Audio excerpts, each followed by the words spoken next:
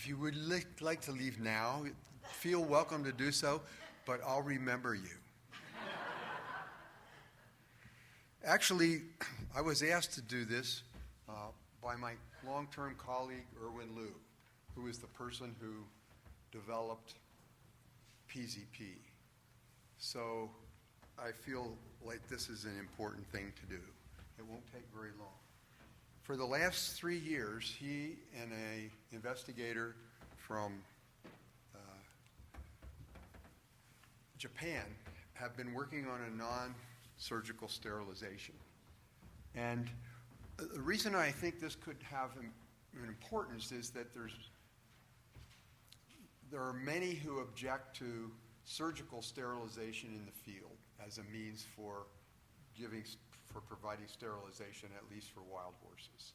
So the thing is that there are places where a non-surgical sterilization could be useful. The current procedures, they require the surgical removal of the ovaries or ligation of the oviducts, and they're time-consuming and they require pre-post operative care because you're going into the peritoneal cavity. The process that Dr. Liu has been working on with Dr. Inui from Japan is a hysteroscopic hydrotubulation. It's chemical-based, and it involves the exact procedure that is used in women for tubal blockage and blockage of the fallopian tubes. It's the injection of N-butyl cyanoacrylate, and it's a clear liquid, it's insoluble in water. And it's the main component of cyanoacrylate glues. Actually, they were developed during the Vietnam War as a means to surgically to close open wounds on the battlefield by just putting this cyanoacrylate on the skin and then holding the skin together so they could transport soldiers back to the hospitals. So prior studies had shown successful use of this and in sheep, and it has been used in humans for a long time. So the objective of this study was to examine the possibility of doing this in horses. And this just shows you the basic anatomy of the uterotubal junction, oviduct, and ovary in the mare. And so here is the uterus, cervix, here's the uterine tube, or the fallopian tube. And this is what you have to go through this in order to get to the oviduct. And it's done intravaginally through the cervix and up through the uterus and through the uterotubal junction. This is a microscopic view of the uterotubal junction right here. And it's the entrance into the oviduct. Notice that in the horse, there are a number of folds in the uterus at the uterotubal junction. So it requires very precise technique to be able to enter the uterotubal junction. And this is just the hysteroscopic tool. Here is the UTJ.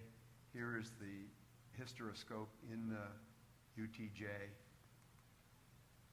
What Dr. Liu did was to set up 3 experimental groups.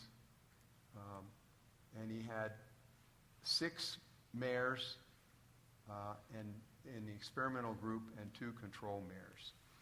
And he examined all the reproductive tracts at the beginning, and he evaluated that these mares all were basically likely to be fertile.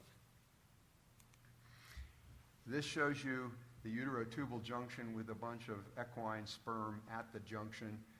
They show up about 4 hours after insemination and are found up to 18 hours. The results were, in this study, very simply, they had no pregnancies in any of the treated mares after being mated through an average of 15 estrus cycles, and in the first group, 4.5 estrus cycles in the second group per mare across a 3-year period. So he was fairly confident, they were fairly confident that the injection of the cyanoacrylate was effectively blocking the tubes. You have to do it, of course, on both sides. In the untreated group, there was one mare that conceived after the first estrus mating and had a healthy foal carried to term, but the second untreated mare did not conceive. So this just shows you a normal oviduct on the left side here, and the right oviduct with the cyanoacrylate blockage in it. So the summary is simply that in this preliminary study, and it is preliminary, of a non-surgical sterilization, there were no pregnancies in any of the treated mares across 3 years. And this method is an attractive alternative to surgical sterilization because of the issues that surround doing surgical sterilization. It costs less, takes less time, and has no observable adverse conditions afterwards. So the conclusion is that this procedure has the potential to serve as a safe and effective sterilization strategy for managing many species, but in this case it was in the horse, and so wild horse populations could potentially be sterilized by this methodology without surgery. And they will continue social behavior or sexual behavior in their band integrity. So that's basically the picture, and I would say that I think this deserves further exploration because it can remove a lot of the contentious behavior on the part of some people who are concerned about using surgical sterilization in the field in wild horses. Thanks for your time.